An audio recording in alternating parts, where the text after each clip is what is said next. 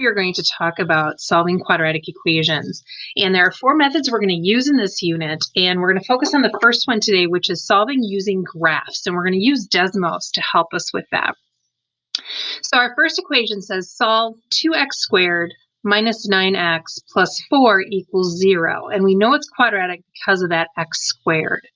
So let's start by moving over to Desmos here and graphing it and see what this graph looks like. So I'm just going to type in y equals, and that y equals is really important so we see our parabola, 2x squared minus 9x plus 4. Okay, there's our parabola. Now we want to know, I'm going to zoom this out just a little bit, but I want to know where it equals 0. Well, equals to, we already have x's on the left side of our equation, so when we say equals 0, this means I want my y value to equal 0. So if I type that in, y equals 0, I can see that that's right along the x-axis. So if I go to 0 on the y-axis and draw a line, I can see where does my parabola equal 0. So I could touch right on there. Now the nice thing about when our equation equals 0 is I don't even need that there. I still can touch at y equals 0, that those x-intercepts will show up for me. So what I would suggest that you do in your notes is just draw a quick sketch of the graph. It doesn't have to be perfect, but something that looks similar to what you see in Desmos. And then we're just going to show right here where the graph is. So this is where y is equal to 0. I know it's on the x-axis, but that's where y is 0. My two ordered pairs here, we have 4, 0 on the right side, and we have 0.5, 0 on the left side. So both of them have a y value of 0. And notice we're trying to solve for x. So my two solutions are x equals 0.5 or x is equal to 4.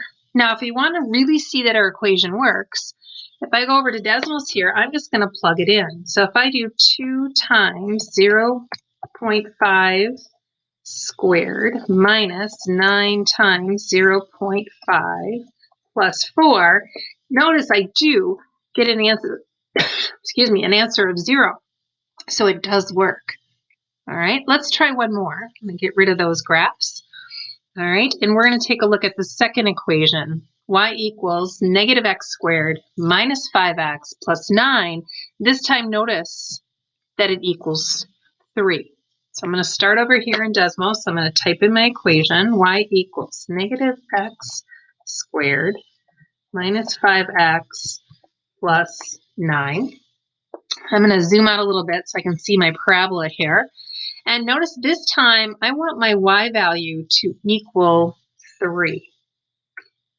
All right, so notice that red line is where all the possible places where y is 3. And so the only place where the parabola equals 3, I can touch on those two spots, and I can see if I sketch a quick graph of this. So I have it to look at later. This time my parabola looks kind of like this. And then here's, sorry, it likes to do that. Here's the line y equals 3. And my 2 points, one of my points is 1, 3. This one right here is negative 6, 3. So notice the y values are 3. I'm trying to solve for x. So my two solutions are negative 6 or x equals positive 1. Now the main difference in these two problems is that when my equation equals 0, like in our first one, I just type in the equation and I can touch on the x-axis.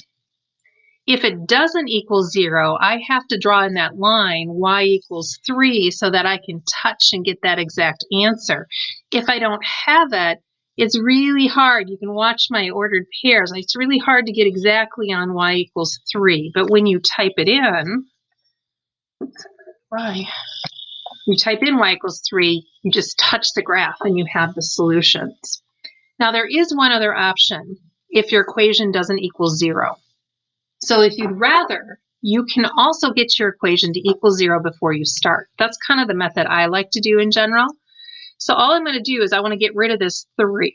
Well, to make it equal 0, I would subtract 3 on both sides. So I'd have negative x squared minus 5x plus 6 equals 0. Now, if I type that into my equations for Desmos, I want you to realize that the graph does change. The key is that your answer stays the same.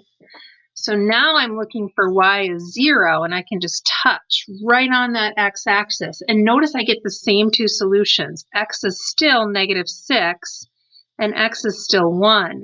The difference is that I change the graph so that I can find where it equals 0. You can do either way.